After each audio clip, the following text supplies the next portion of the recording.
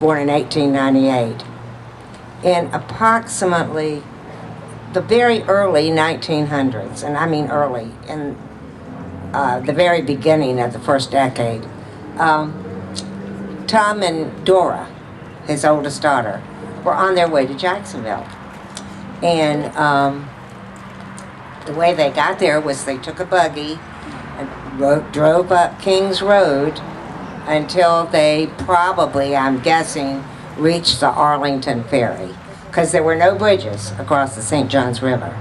And so that's my guess, is that they did that. But on the way, they ran into Benjamin Batchelor McCormick, who was with his father. What was your grandfather's name? Stephen. Thank you. I have that written down, but anyway, so they ran in, and BB, as most of you know him or remember him, saw Dora, and he was totally smitten. You see pictures inside, and you see that they were quite a beautiful couple. I mean, Dora was beautiful, and he was handsome. So he fell for her. And the way he courted her was he would walk, because Tom was very protective of his daughters. He had married a 14-year-old, but nobody was going to get near his daughters, okay? So BB, or Benny, started walking from Fulton on the St. Johns River 20 miles south to the cabin at Durbin Swamp, and he would go there week after week and sit on the front porch with Tom, and maybe every now and then get a glance at Dora, okay? Well, eventually, when Tom was convinced that BB was honorable, he allowed BB to court Dora, and they were married, okay, and had 7 children together. And just to tell you, he married after her death. She died, Dora did, and after her death, he married another Oesterreicher daughter. So he married Maud. So he married the oldest and the youngest daughter. So, I mean, those Oesterreicher women are just something else. But anyway, at least those Oesterreicher women were. So anyway, so in 1936, Tom Oesterreicher died. And the descendant, or the children of Tom and Ella Oesterreicher, sold the cabin and the 36 acres to their brother-in-law, B.B. McCormick. And Uncle Benny turned it into a hunting lodge, which everyone got the benefit of. My sons hunted out there, all my nephews hunted out there. It was a place where the guys got together and spent the night and ate great food and had a wonderful time. And my father would take the boys out there and they'd roam around in the woods. What a rich experience. What a wonderful thing for our family to have had that. And you know, the truth is, I have to really thank the McCormick side of the family, because this cabin is preserved because they took care of it. They had a vision to use it as a hunting lodge, and because of that, it's still standing today. It was standing up until like a year and a half ago, right on the original property. So I want to tell you, I grew up listening to hunting stories. As a little girl, I could sit and hear them, and the men would be on the front porch, and I loved those stories.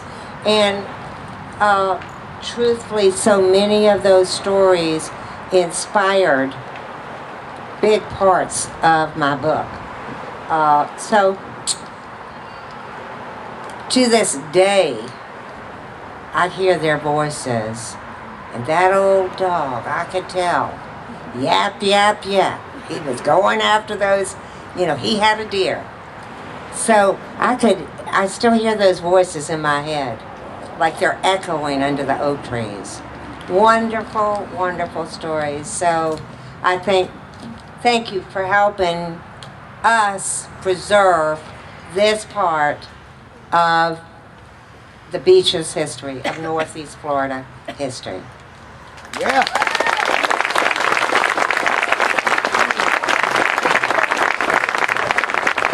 Wonderful, wonderful family and area history. Suzanne McCormick Taylor. As we all know, her great-grandfather built the cabin by hand. Her grandmother was born here, and her grandparents were married right here on the porch. So great, rich family history. And she was also my co-chair in raising funds, and she was our link to our major donor, Tom LeNoble. And so Suzanne is going to tell you about the reason Tom LeNoble was so generous with his gift. Suzanne.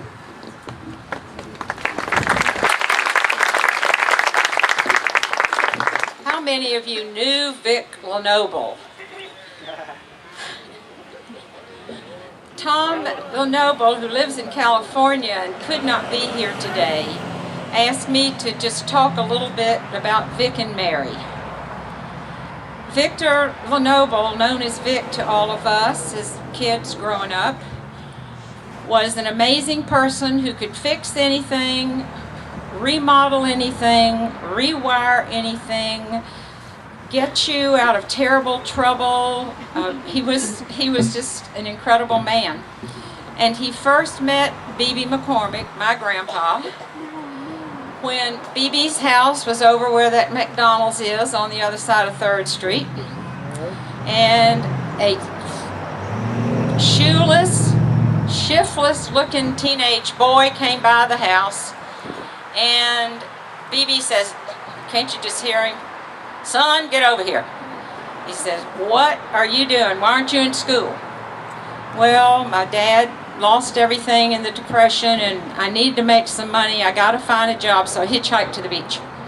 So BB says, "Okay, I'll give you a job. You can work as much as you can, but you're going back to Landon High School and you're going to get your diploma." So that's how they started, and that's what happened. So Vic is living at the beach. He graduated high school at Landon. He meets Mary, who is a dish. Oh boy, what a beautiful, beautiful, glamorous woman. So he goes off in World War II to the Navy. He comes back. He goes to see Mary at Kite's Bar, where she was working, and says, "Are we going to get married?" And she says, "Go home, take a bath, get a haircut, get rid of that beard so I can see who I'm talking to." So that's how Vic and Mary became a couple. They raised their 2 sons here. Vic worked with our family in the heavy construction business, and many of you out there have Vic stories that I don't even know about. He knows things about me I don't know about. He knows how many times my mama knocked the side mirror off of her car backing out of the garage. Vic knew it all. But Vic and Mary were an incredible couple. They were generous, they were wise, they were kind, they were loving. Their neighbors and friends and family are here to remember that. And one thing Vic always did was to offer you a little shine, and most people never drank it. Do you think anybody ever drank it? But that was one of his things. He was cordial in that way. But anyhow, he was the last person to work at B.B. McCormick & Sons before we finally shut things down after the turn of this past century. So Tom wanted to honor them. He wanted to remember them. He wanted a piece of all this because he used to say, Tommy says to me, Vic knew he was a cracker and he thought he was a McCormick. He was so close to all of us. So I just thank all of you for being here today, for showing up and setting an example of what can happen when hundreds of people from all over the country come together to do something that is meaningful and right and that will last a lot longer than all of us. So can we have a big thank you, Tom? Thank you, Tom.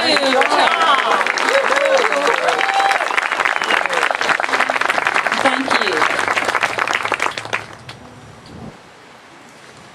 Thanks so much. And that pretty much concludes it. We're going to have a quick ribbon cutting if Chris can get everybody up here. And these two ladies, if you'll stay up here. Our next project, which starts Monday morning, I think, Bob White, or soon after that, is a walkway throughout the park. Starts over there at the gate by the park, will come through here and actually tie into this sidewalk over here. And that, thank you to Millie Michler, because she gave us the lead gift, and that will be named the Charles V. Michler Jr. Trail. So thank you so much. Thank you, Millie. So we have great food over here. We have entertainment here, and thanks so much for coming. Right after the photo, we're going to open the building so everybody can come on in and see the building, the cabin.